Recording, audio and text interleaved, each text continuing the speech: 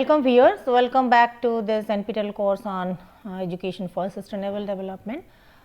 In the last class, we were discussing about sustainable leadership, and we have already discussed about some of the professional skills, competencies of sustainable leaders, and some of the traits also, personality attributes and the traits of sustainable leadership.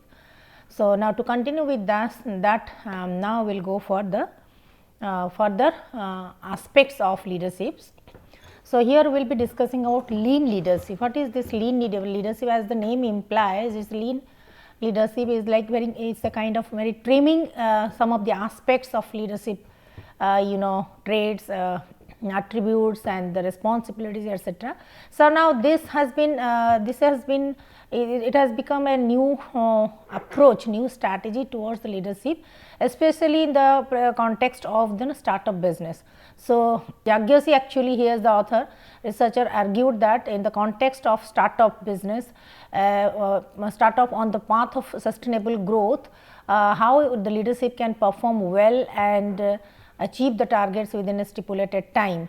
So, he has identified some of he has named it as the lean leadership, and what are the basic principles on which this leadership actually is based on. So, how to strategically use this leadership traits, lean leadership traits for the startup business to achieve the sustainable growth. So, this is primarily based on the 5 principles, like for example, one is to identify the core performers. So, the lean leaders, who are the leaders, they have the ability, they have the talent, they have the skill to quickly identify the strengths of some of the core members. That means the positive attributes, strengths and skills and competencies, some of the core members whom they think that they will contribute significantly towards achieving the goal and nurture. So, they start nurturing them, grooming them towards the goal achievement behavior. So, they also from time to time they also give them rewards and incentives. So, they identify the core members, who will be the core members of the team, who can help him in achieving the strategic goals. Then learning from the data. So, smart lean leaders also, they have the ability to use the data collected from the previous experiences. So, from the lean startup process intelligently to plan the new innovations, whatever startup business has already been taken place now, and the data, the past experiences, the performances. So, from there they can identify, they can interpret the data in a very intelligent way, and they think of the new innovations in the market, new approach, new segments which can improve the quality of life, decision making process and enhance the learning capacity of the organizations. So, they are very efficient and competent in interpreting the data collected from their past performances and experiences. So, learning from the data, how they can predict, they can make some assumptions by analyzing the data.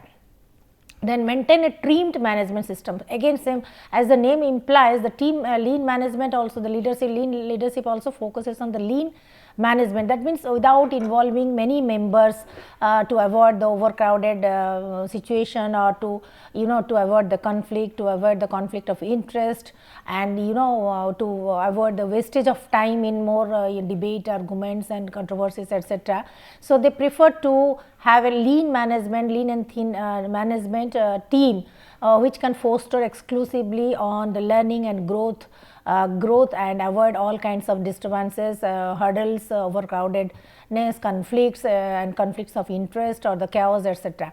and how to enhance the productivity level. So, to add this management team, so the clear case must be that a new addition will create the real value. So, they that means they try to minimize the size of the management team. So, towards to involve only the core members or the significant members who can really contribute towards the sustainable growth and goal achievement, and they want to involve them in the sense that how to quickly successfully achieve the sustainable growth and bring transformation in the organizations. So, that means their intention is to truly add value, new value to this organization. So, that is the maintain a trimmed management system. They look always for the lean management that involving less people, but competent people and expert to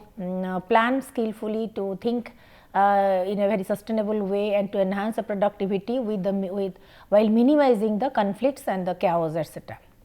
So, then in incentivizing the innovations, at the same time they also encourage the every members of team members to go for new innovation, new ideas, new new creative thoughts, ideas, especially for the startup strategic goals, like the startup strategic goals, and they also from time to time reward them through different incentives, and they have also identified some of the key performance indicators that encourage and motivate them towards the innovations, towards the innovations and more creative ideas and the skills. So, that is incentivizing the innovation within while framing the lean management, lean team, etc. The leadership also, they also try to promote the innovation and creative ideas through incentives and reward system. Then directing the route. So, the lean leader again, he is an efficient driver, for the startup vehicle. That means to be able to detect the points of rise, points of slowdowns, the risks involved, the challenges of the market, and so he plays a very pivotal role and persevere towards this goal achievement. So, you can say he is like a steward of this organization, the new startup business, like he gives the direction to all the members, team members towards the performance goals. So, these are the 5 basic principles on which the lean leadership is based on: identifying the core performance, learning from the data, interpreting the data, analyzing and making assumptions about every aspects of the organizations and the startup business, maintaining the teamed management system, incentivizing the innovations, creative thoughts, and giving the directions to the team members towards the performance goal. So, now we can say again there is a question how to map the sustainable leadership, because mapping or assessing or measuring the leadership effectiveness. So, that is why these are some of the things, like we can say learning attitude.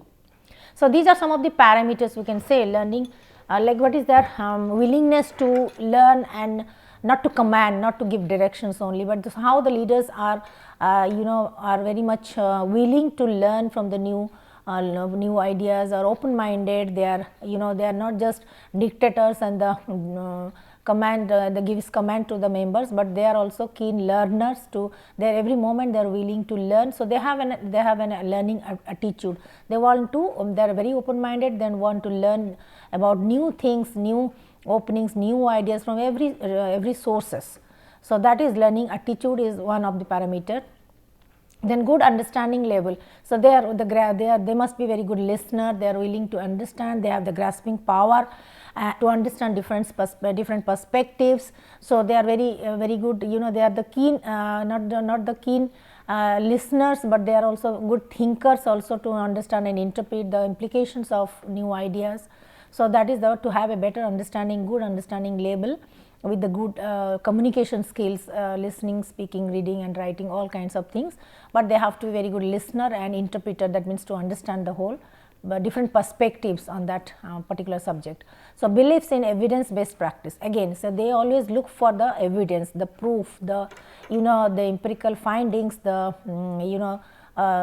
you can say the evidence. So, beliefs in the evidence based practice. So, before adopting blindly about new practice and strategies, they look for the background, so empirical findings, research, or practice, or what is the evidence already available, or the feedback from the practitioners. So, we can say then next is the maintaining a continuous and sustainable lean thinking again, as because they are very strategic, and they try to make it as minimum, as lean as possible. So, they are also the sustainable lean thinking. Instead of having a big plan, they prefer to have very micro and achievable kind of thing. So, they prefer sustainable lean thinking, that is which is quick, achievable, time bound, and again they would like to maintain that continuous and sustainable lean thinking by step by step. That means slowly gradually, progressively towards the sustainable development. So, they do not have any big plan, sustainable big plan, and which will not only take much time, but also it requires manpower.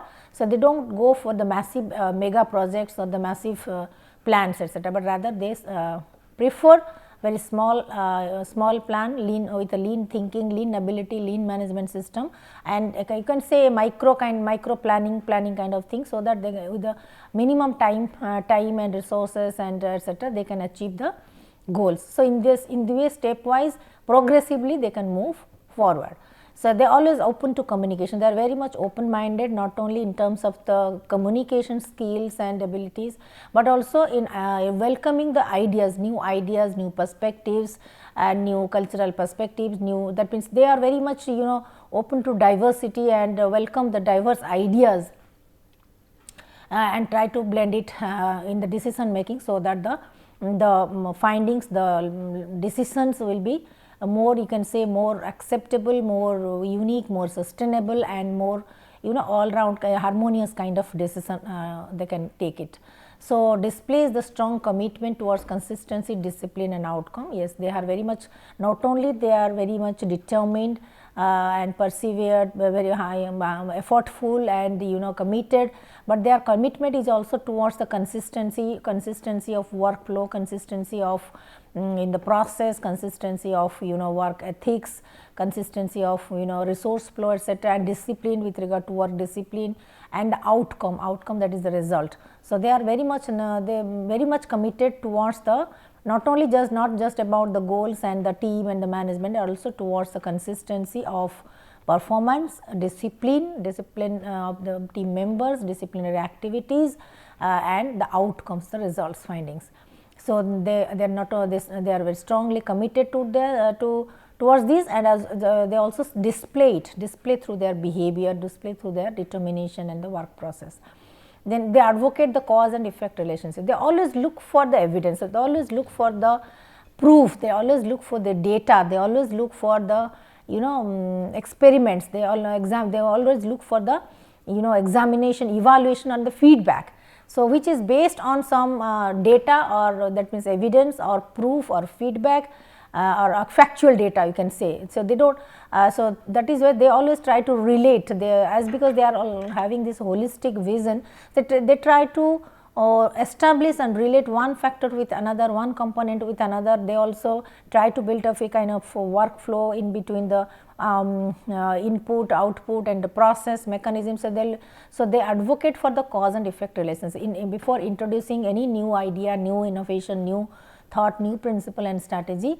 Let us have an analysis of this cause and effect relationship, what causes what would possibly cause something. So, how the things are interrelated, interconnected and interdependent. So, that is they advocate for examination of this cause and effect relationship, analysis of data, and also predicting or assuming the possible outcome of any such implications.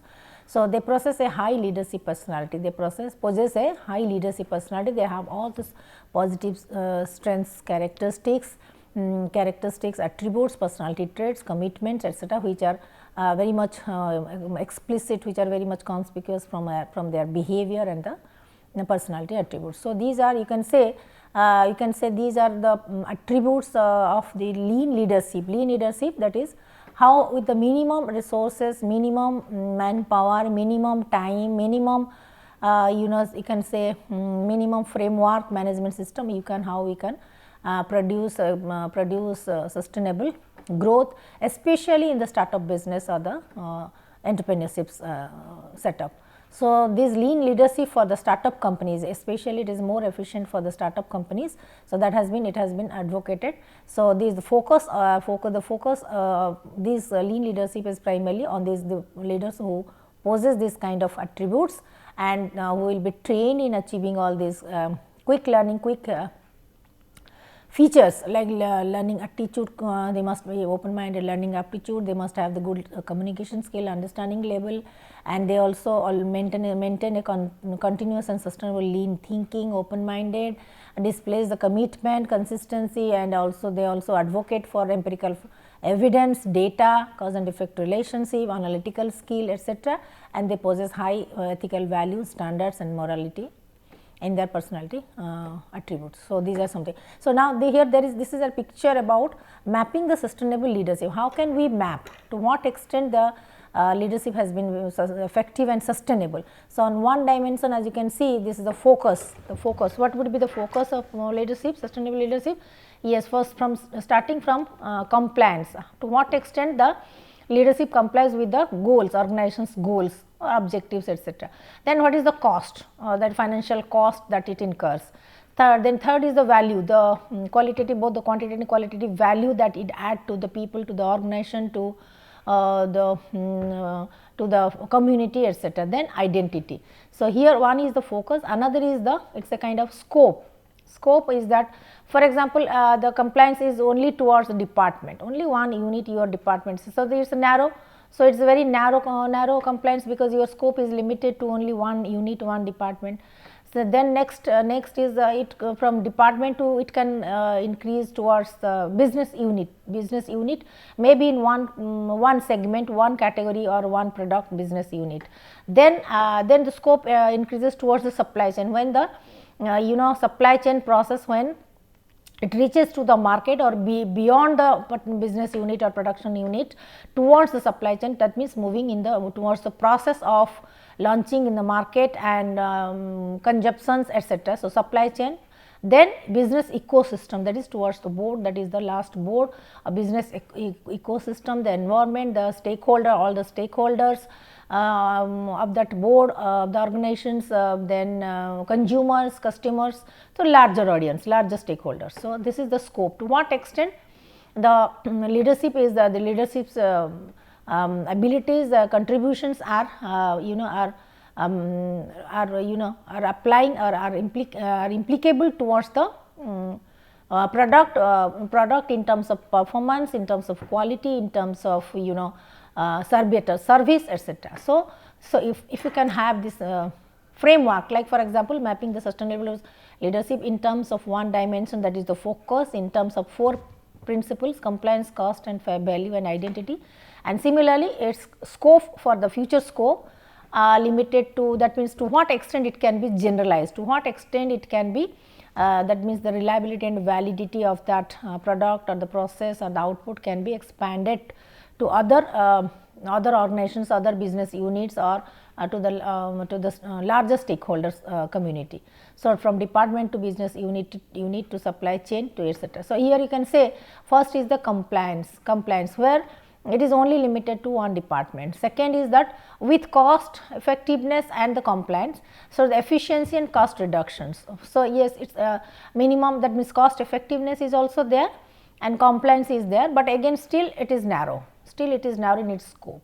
Then third, when it involves the third stage is that risk management, that simultaneously it also covers the risk factors. So, risk management. So, here with risk management the scope gradually increases, expands up to up to this beyond the business unit, immediate business unit, beyond towards the other units of business, that is towards the supply chain, other units of supply chain. Okay. Then when it add value in terms of improving the quality of life, in terms of community well-being, welfare. So, here value is being added to the people, to the stakeholders, to the community people, etc. So, again, maybe that that departmental unit limited, that means people involved in the in departments, the business units or departments. So, that is why its scope still limited to the business unit. Maybe it is profitable, it is valuable for the for certain limited number of people, the certain small community of people within the department or business unit. So, that is why its value has been added, but it is for some people, not for all. So, then again identity, then when it again moves forward, it again expands, enhance its ability. So, by adding the more more innovative ideas and open discussion, evaluation, monitoring, etc. So, now gradually it improves toward the life cycle analysis of the new product development. So, now it has added the new aspects, new dimensions, and try to evaluate this analysis of this new product life cycle, how it has started from the till the end of the consumption till the last moment of the last consumer behavior. So, the whole life cycle of analysis will be done with the new product development, and how it has been added to the supply chain process. So, how it has been added to the supply chain process.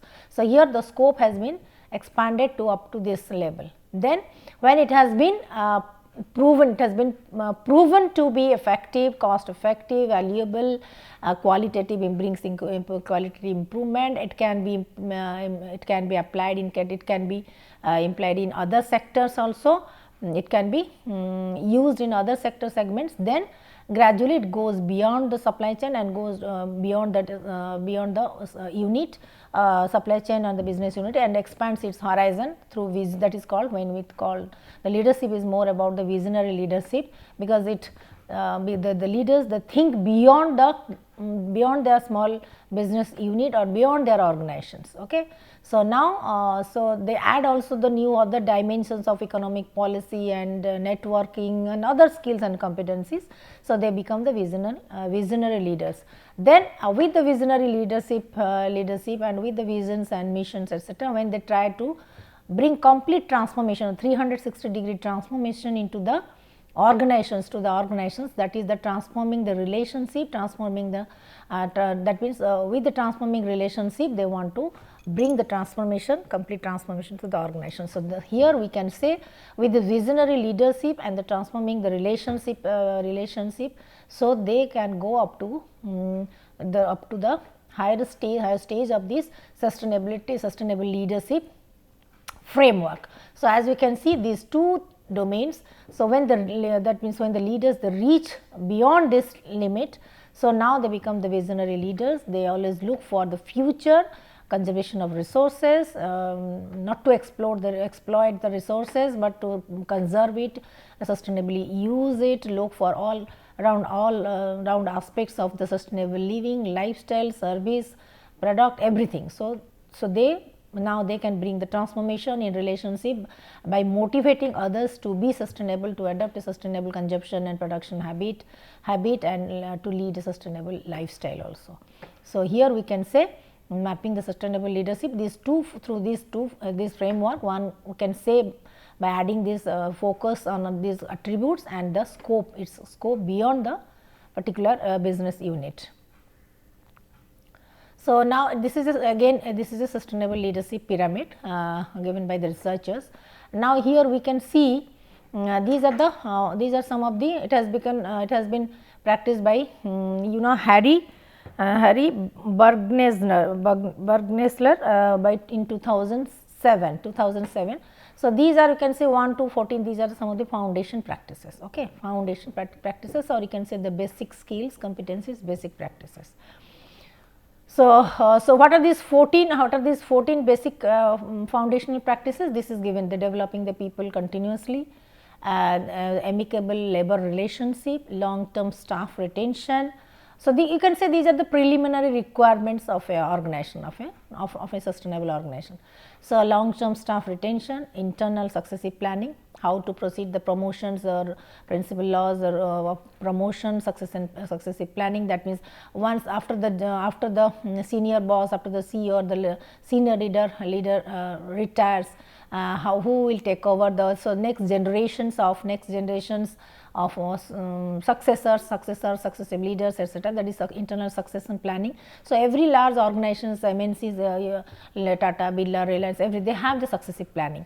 So, what is their internal succession planning? Valuing the people, because the HR, the human resource, would be given utmost value and importance. Then top leaders, top team leaderships, who are in the how many hierarchies are there, what is the structure of their team and who are at the top of this team leadership. Then there are the ethical practices, ethical behaviors, the long term perspectives like their vision, mission, long term goals, and again they are considered organizational change, whether they are very much of typical traditional organizational or how they are, they are welcoming and they are very keen towards the change, toward the upgradation, towards the upgradation. So, how they take the organizational change and how quickly and promptly and swiftly they want to bring that reform and change in their own organizations. And then another is the independence from the financial market. So, some of the organizations are very much dependent on the markets, market flow, market market move, market status, etc. So, how much they are dependent or independent of from the financial markets. So, if they have their own resources, they are very much independent. So, the market fluctuations may not affect them seriously. So, they can sustain, they can sustain better in the business.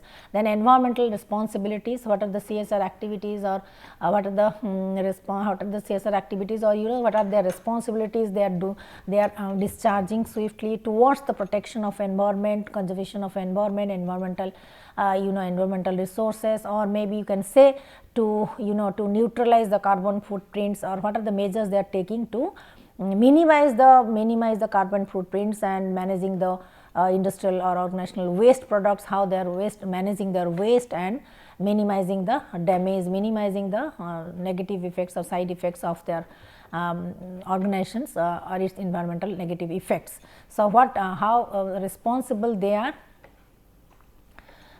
towards the environmental sustainability, protecting the environment, that is the another theme. And social responsibility, again in whichever location, context and place they are establishing their organization or starting their business, etc., how much they are committed towards the public life, toward the community, toward the people there who are residing in and around the area. So, what are the responsibilities towards the society, to their community. So, how so what are their social responsibility towards the people and community. And then again stakeholder approach, there may be different for any organization, there may be n number of stakeholders, everybody, every person, every individual even in staying in that community, and even their exporters, their their consumers, direct consumers, customers, suppliers, their investors, everybody is the stakeholders, and what is their approach towards the stakeholder, how they take care of their need satisfaction of the stakeholders, every stakeholder, be their investors or be a common man or a layman or a very small supplier. So, how they are managing the relationship with the stakeholders, that is also another important foundational practice. And then strong shared vision, again how they are not just maintaining the bonding and relationship with their stakeholders, but also they have a larger vision of not only expanding the business, but also expanding the network also, network, their liaisoning, their cooperation, their collaboration.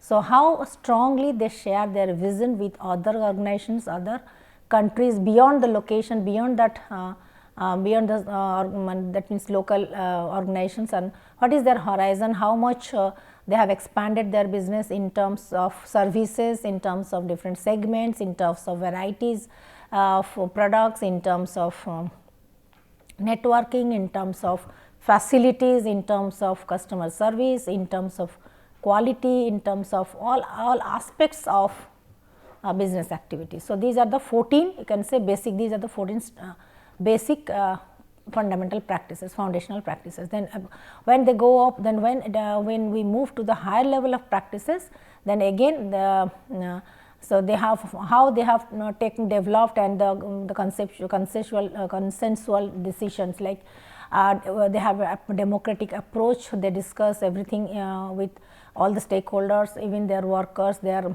people, their employees. So, that is how they are managing and taking the decision, consensual decisions, self management, how do they manage their all activities, not just financial activities, but all kinds of activities, production, manufacturing, production, sales, marketing, services, everything. Team orientation, what is their orientation of the different teams, they are working in different units. Then enabling culture, work culture, enabling culture, then you can say the facilities, the privileges, the freedom, the liberty, and job security, all kind of thing, how they are providing to their employees. So, enabling culture, knowledge retention and sharing, how do they manage their knowledge creation, knowledge sharing, knowledge retention, knowledge management. So, whole unit of not just the technology enhanced knowledge system, but also managing, distributing, and nowadays it is of more of a patent and copyright, your intellectual property, all kinds of things. So, knowledge retention and sharing, how they are retaining creating knowledge, retaining the knowledge, disseminating it among their employees, and sharing it with others, as well as protecting their properties, intellectual properties. And the trust, in the work culture, how they build the trust, not just with their own employees and the stakeholders, but also with other organizations. What is its reputation, its brand image in the market. So, these are the, you can say, higher level of practices. Then above it again the key performance drivers. So, key performance drivers, now you can say the innovation. Nowadays every company is they try to have an edge over others, they have their own niche in the market in terms of innovation, in terms of quality, in terms of creativity, in terms of being diversity friendly, in terms of managing diversity successfully and leveraging it, in terms of cross cultural, in terms of having the global approach. So, these are the you can see USP of these companies. Then self engagement, staff engagement. So, here employee engagement, staff engagement is again another important, how successfully, how efficiently, how proficiently they engage their staff and the employees, each and every employee, staff or human resource, the manpower is successfully engaged and they are very productive, highly motivated towards the work, etc. So, staff engagement. And then the quality, ultimately is the quality of the product, your service, your performance, your relationship, ultimately it is the quality. So, these are the key performance drivers. One is how innovative, creative you are, your employee engagement process and the facilities and flexibilities that you are giving through your work culture, and the quality of your service, product, etc. Then the performance outcome, when it comes to the ultimately the achievement performance outcome. So, these are the parameters of how to measure that whether it is sustainable or not. The sustainability, the performance outcomes of sustainability can be measured through brands and reputation, customer satisfaction, then financial performance, like at the end of the financial year, your balance sheet will show that how much whether it's a debt you have, how much debt you are incurred or you have incurred, or you have shared your profits with the stakeholders or investors. So, long term shareholder value is there, and what is the long term stakeholder return, or you can say your stock market value, the shares of the market price of your shares. So, these are some of the parameters of measuring the sustainability of that company. So, here we can say through these things, we can say this is a framework, through this we can say the sustainable leadership pyramid is based on these kind of drivers and the parameters. So, from this we can have a very good idea about how to map the organizations, whether these organizations are sustainable or not, if sustainable to what extent, by evaluating, monitoring these kinds of parameters, practices and the drivers. And at the same time we can also find out how the leadership pyramid leadership has been sustainable to achieve all these goals. So, I am completing this right now here only. So, closing this session here only. So, in the next class we will continue with other aspects. Thank you very much.